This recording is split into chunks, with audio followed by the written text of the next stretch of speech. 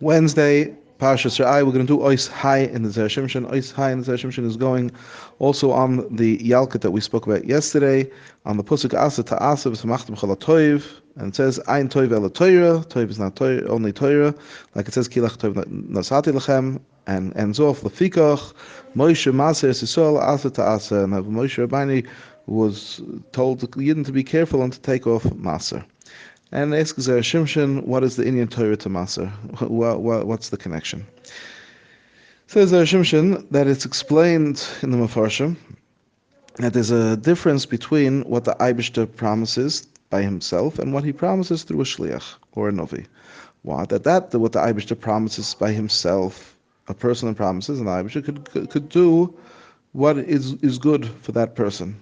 He could go back on his word. He could make it more. He could make it less, depending on what the good is for the person. However, if something is done through a shliach, so then you can't go back already on it. Why? Because if you go back on the word, if the Eibush Chas v'Shalom goes back on his words, then we on the promise that he said. So what are we going to say? We're going to say that the shliach or the novi is a sheker. That's what the Mefarshim say, and the Rambam says this also. We also learn that someone that's mahana talmidei chachomim with their nechusim, with their monies, their properties, he also becomes wealthy, and there's a lot of toiv that he gets.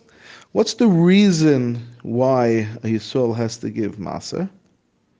In order that everybody should be able to be zoiche in the Torah. What is that?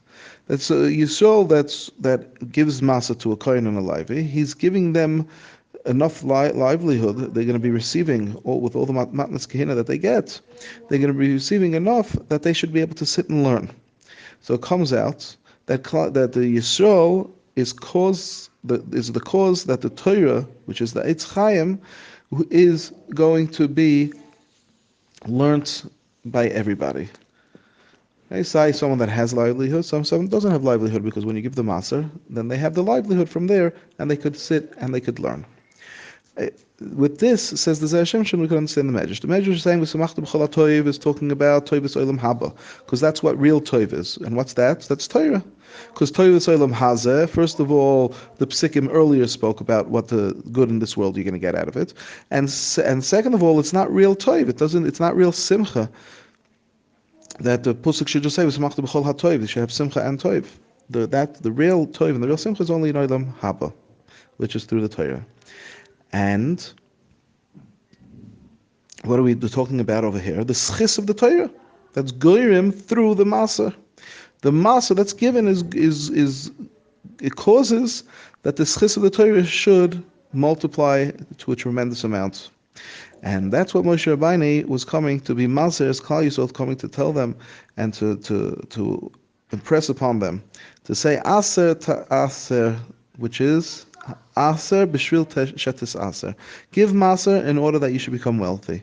That for sure that this promise is going to come true, that you're going to become wealthy. Why is that? Because if you don't become wealthy, then you could say chas v'sholem that this kohen or this levi didn't learn, or he didn't learn properly, and because of that, I didn't become wealthy. Meaning to say, if I am giving my maser to somebody in order for him to learn Torah, and then what's going to happen automatically is that I become wealthy. If I don't become wealthy, that means that he didn't learn Torah. So that's what chas v'sholem we could say.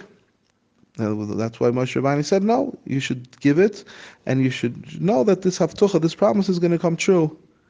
And ends off the Zera Shimshon that could be the reason why Dafka, specifically in this mitzvah, we're allowed to test Hashem.